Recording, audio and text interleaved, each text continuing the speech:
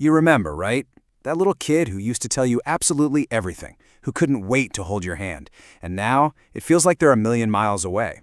It's one of the toughest, most painful parts of parenting a teenager, that growing distance. But what if I told you that distance isn't what you think it is?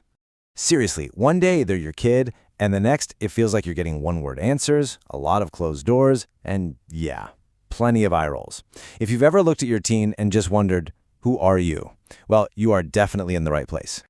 So first things first, just take a deep breath. What you're going through is so common. This isn't a sign that you failed as a parent, not at all. It's actually a signal of this massive, totally natural process that's unfolding inside your teen, and it all starts deep inside their brain. Okay, let's dive into this. To really get what's going on, we gotta look under the hood. You see, the adolescent brain isn't just an adult brain with fewer miles on it. No way. It's a completely unique and, thankfully, temporary state of being. It's a full-on construction zone. Okay, check this out because this slide is key. It's all about a major developmental mismatch.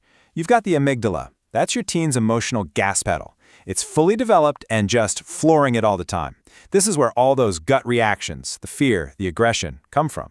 But then you have the frontal cortex. That's the rational brain, the brakes, the part that handles impulse control and thinking ahead. And guess what? It's still under major construction, well into their 20s. So what you've got is a Ferrari engine with bicycle brakes. And that imbalance? It explains so much, doesn't it? It's exactly why they're more likely to act on impulse, to completely misread a social situation, and why they seem to have so much trouble thinking about the long-term consequences of their actions. These aren't just character flaws we're talking about, these are the totally predictable results of a brain that's a work in progress. But, there's another really important layer to all this. So the brain science is one huge piece of the puzzle. The other is this incredibly powerful psychological drive that's kicking into high gear right now, the drive for autonomy. We all say it, right? Teens want to be independent. But autonomy is one of those words we kind of throw around without realizing they're actually two very different kinds.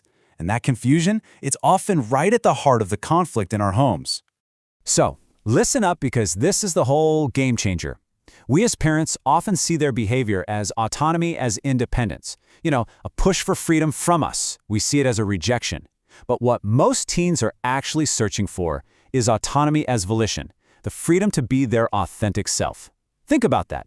It's not about running away from you, it's about them running toward who they are becoming. They're just trying to make choices based on their own emerging values, not just separating for the sake of it. And once you really get that, oh man, it changes everything. It reframes the whole dynamic. It's no longer a battle of wills. It becomes something much more collaborative, a journey you're actually taking together. In this quote from a father of a 16-year-old son, it just perfectly captures that bittersweet feeling, doesn't it? It's this process of letting go that's happening on both sides of the equation. And believe it or not, there's a term for this. It's called synchronized individuation. It basically means that while your teen is working hard to become their own person, you, the parent, are on your own developmental journey too. You're redefining your role, you're learning to trust, you're figuring out how to let go. You are both changing at the exact same time and in response to each other. And this just says it all. It really isn't a fight. When you're both tuned into each other's needs and rhythms, their need for some space, your need for connection, it becomes a dance. Yes, sometimes you're close, sometimes you're apart, but you're always connected. So, the big question is, how do we learn the steps to this dance? How do we build that bridge back to connection when it feels like it's starting to crumble? Okay, let's get into the practical what to do right now tools. All right, when conflict pops up, and you know it will, don't automatically go to laying down the law. Try this 3-step collaborative approach instead. Step 1, just listen. Really listen to their side of things without interrupting or judging. Step 2, brainstorm solutions together. Get creative. No idea is a bad idea at this point. And finally, step 3, look at the options and land on a plan you can both actually agree on. The process itself is what builds the connection. And your language, it makes a world of difference. Just look at the shift here. Moving from commands to choices totally respects their need for that volition we talked about. So instead of do your homework now, try asking, hey, what works best for you? Homework before or after dinner? Instead of a vague order like be good, you set a clear, positive standard. In our family, we have a standard of respect. See that? It's such a subtle but incredibly powerful shift from control to collaboration.